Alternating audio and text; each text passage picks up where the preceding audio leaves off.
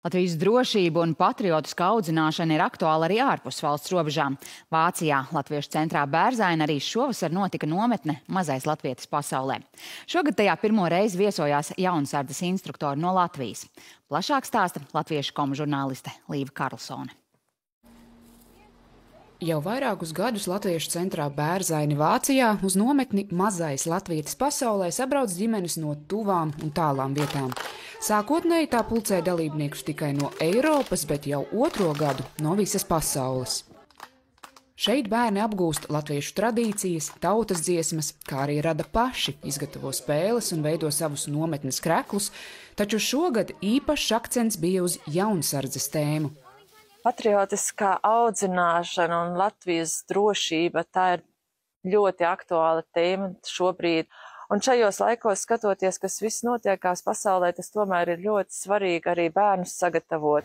Šī ir sejas maska, slinkie, kas negrib maskēties, uzvelk tādu. Nometnē ieradušies jaunsardzes instruktori no Latvijas, lai iepazīstinātu ar šo jauniešu kustību un dažādajām iemaņām, kas tajā tiek apgūtas. Šodien izvēlējāmies orientēšanos un pārsoļu noteikšanu. Orientēšanos ļoti vienkārša, kas reizē arī bija, kad vecāki kopā ar saviem mazajiem bērniņiem varēja iepazīt šo te vietu. Instruktori skaidro, jaunsardze nav tikai militārā sagatavošana. Tā māca prasmes, kas vajadzīgas ikvienam – pirmā palīdzība, orientēšanās, sadarbība. Šīs lietas viss var viņiem noderēt civilajā dzīvē, kur viņi var palīdzēt kādam, vai, piemēram, apmaldīšanās gadījumā viņi nekritīs panikā, viņi mācēs prast, atrast ceļu atpakaļ. Bērniem par jaunsardzes būtību radušies pašiem savi viedokļi.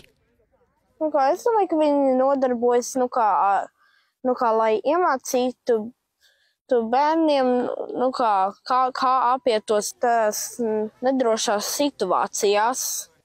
Bišķiņ tā kā karavīrs, bet ne īsti karā.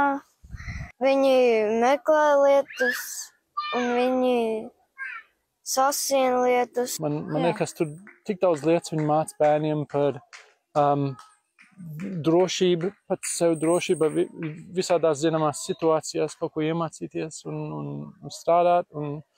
Ne tikai tā militāriskā lieta, bet visu tautas lietām, ko viņi iemācās. Nometnes dalībnieka mamma Elīna atzīst, jaunsardzes kustības iepazīšana tūplānā palīdz mazināt bažas par pašu bērnu iesaisti valsts drošības jomā.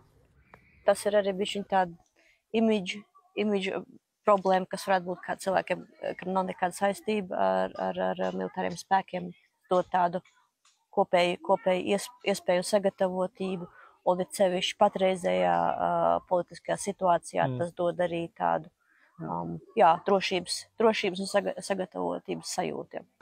Jaunsardze noteikti arī vairo izpratni par nākamo soli – valsts aizsardzības dienestu, kas no 27. gada attieksies arī uz jauniešiem diasporā. Seržants Zaļkalns novērojis, jauniešiem, kas iepriekš piedalījušies jaunsardzes kustībā, valsts aizsardzības dienests lielus pārsteigumus nesagādā. Viņi ir apmācīti un viņiem nav nekāda sarežģījuma iziet šo te valsts aizsardzības dienestu. Es domāju, ka arī svarīgi diasporas pārstāvjiem ir būt atbildīgiem par valsti un piedalīties vairāk vai mazāk arī valsts aizsardzībā vienā vai otrā veidā.